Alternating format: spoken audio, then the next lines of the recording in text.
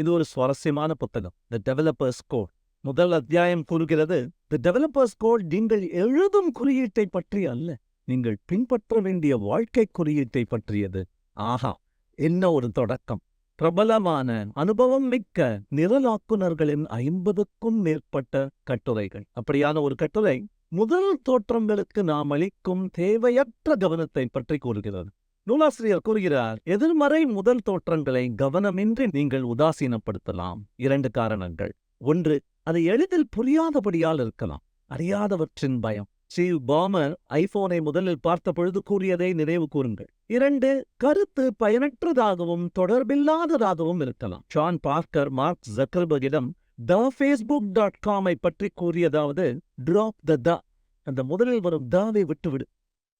நீங்கள் கவனம் செலுத்த வேண்டியது மீண்டும் மீண்டும் வரும் எதிர்மறை கருத்துகள் மேல் மட்டுமே.